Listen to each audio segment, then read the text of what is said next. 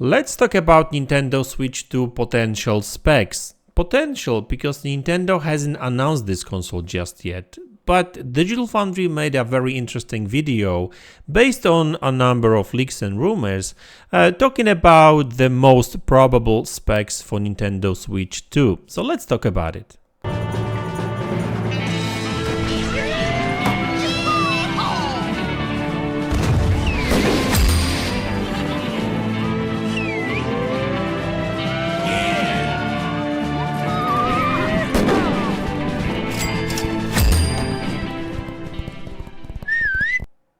Hey guys, welcome back to the channel. So even though Nintendo is denying the existence of Nintendo Switch 2, we know that it's coming, probably next year. There's a ton of leaks and rumors suggesting that, and Digital Foundry actually made a very interesting video talking about the most possible, most probable specs for that console. And in today's video, I would like to talk about how powerful this console is probably going to be. Now there's a long 30 minutes video from Digital Foundry, so you will find a link in the description below so you can check it yourself, but I want to really focus on how more powerful it's going to be than Nintendo Switch current one, right? I mean, some people say that it's going to be close to PlayStation 4 specs, while others claim it's going to be close to PlayStation 5 specs. Now, don't believe that, really. Now, let's talk about the specs then. So, but before we get into the probable specs of Nintendo Switch 2, let's look at current Nintendo Switch specs. So this is the CPU, which is actually 2 quad-core ARM processors, right? You know, mobile one versions and that kind of stuff. So I guess they are really not that different from what you get in a mobile phone, really. Now, so these are, so basically we're talking about 8-core CPU and stuff, right? Not the most powerful one, but that's fine. I want to really focus on the GPU side of things, really. So over here we've got Maxwell-based GPU from NVIDIA. It comes with 256 stream processors, right?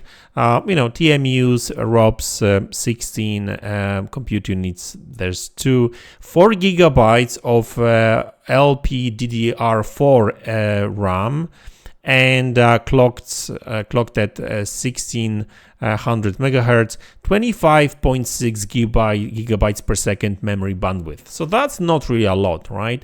And I think this is actually quite important along with, you know, the stream processes and stuff, right?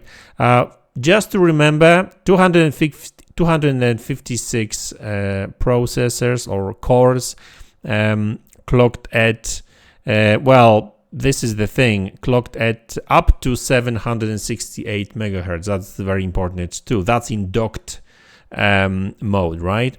So now having that information, let's look at projected Switch 2 specification by Digital Foundry. So they talk about 8 ARM cores, similarly to, you know, what we've got with Switch right now. You know, probably more powerful, that's for sure, right? You know, that's what we usually get, because these are modernized, more modern ARM cores, right? So, you know, they will have better performance probably too. Nothing about clock speeds. The current clock speed is 1 gigahertz for the CPU when it comes to current Switch, but that's fine. So yeah, so that's CPU. GPU. Now this is interesting. This is the biggest upgrade, you know, which we'll see in that console probably. We are looking at 1536 ampere CUDA cores, right? So that's versus 256 Maxwell cores. So not only we're talking about like 2 generation ahead, right? So we're talking about, like, you know, a massive upgrade in just the generation of cores, but on top of that there's just like way more of them, right? Now this is just projected. There may be a little, you know, few less, but that, you know, we still expect or the Digital Foundry still expect quite a few of them. Now, memory bandwidth is going to be much bigger because we're talking about 100.4 gigabytes per second. Now, they talk about the T239 chip specification, so that may vary, right? And this is projected switch 2 spec, right? So this is not like set in stone by any means. But just going by the memory bandwidth and the number of CUDA cores, we are actually looking at a pretty powerful, I would say, switch 2 in comparison to the previous one. So it's not going to be like a small upgrade.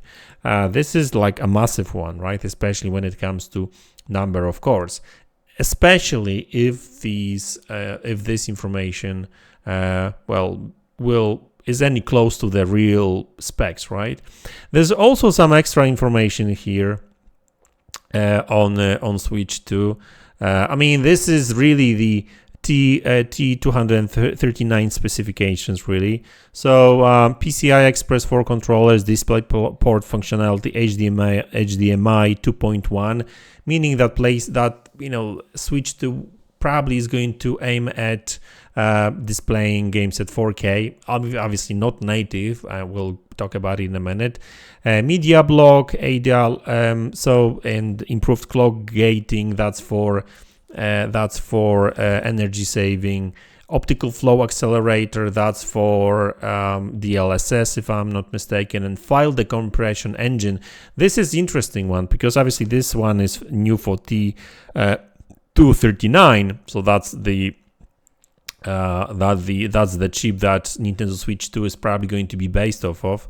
And file decompression engine is similar to what Xbox Series consoles and PlayStation 5 comes with, meaning that texture decompression block, right? So that's pretty much the same. Now that would kind of suggest that Switch 2 will probably come with some form of SSD. Hopefully that's really going to be the case. So let's go back to the specs, raw specs over here. So this is the massive difference. Like CPU wise, I don't really know how much faster or more performant these ARM cores are against what's inside the Switch right now. I would imagine quite a bit. But the GPU alone is going to will make a massive difference. Okay, let's go back to that question that I asked at the very beginning of this video. So with these specs, if true, would Switch 2 be closer to PlayStation 4 or PlayStation 5? So clearly that's nowhere near the PlayStation 5 specs, right? So forget about that. All these rumors about PlayStation, Nintendo Switch being closed to that's not really going to happen. Right? Forget about it.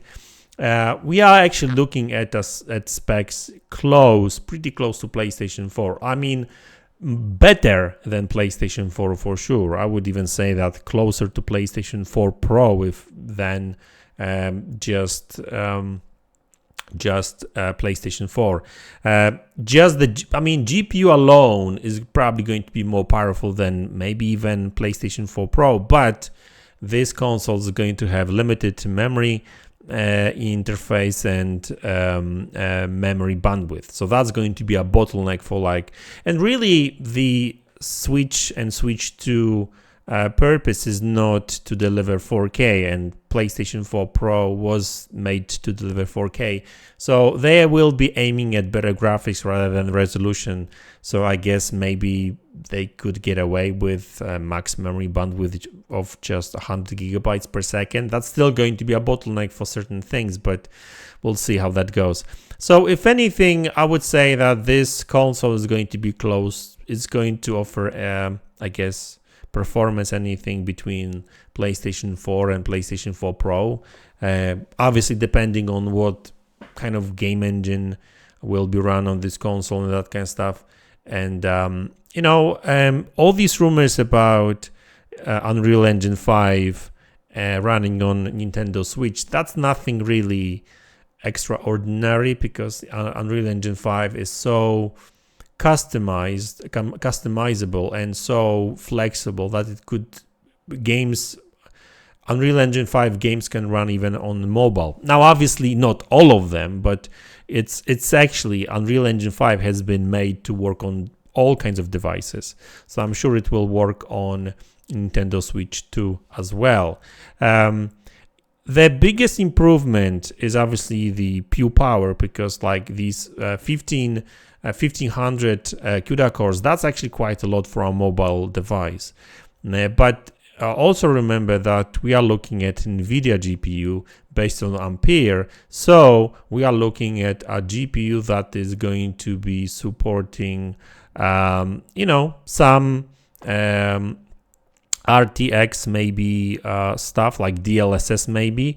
Oh, well, I said RTX, but we don't really know, right? I mean, I don't think our T239 actually supports RTX. That would require extra cores, and I don't think that kind of device would require our RT cores, but hopefully DLSS is going to be there, so some form of machine learning, so machine learning cores may be extra, right?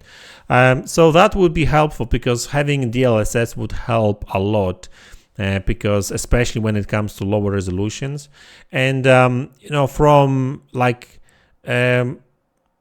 early tests that Digital Foundry made using a similar spec PC, we are looking at like 1080p 30 frames per second medium settings with DLSS games, right? We're talking about multi-platform games, right? Because obviously Nintendo is Nintendo, they will be doing their own thing, so it's actually not too bad, right? When we looking at like modern games running on Switch 2 in docked mode and at 1080p 30 frames per second medium settings with DLSS on, because DLSS will actually help a lot, that's actually not a bad deal really when it comes to like a mobile device. Obviously these specs will probably be lower at portable mode, because the clock speeds will probably be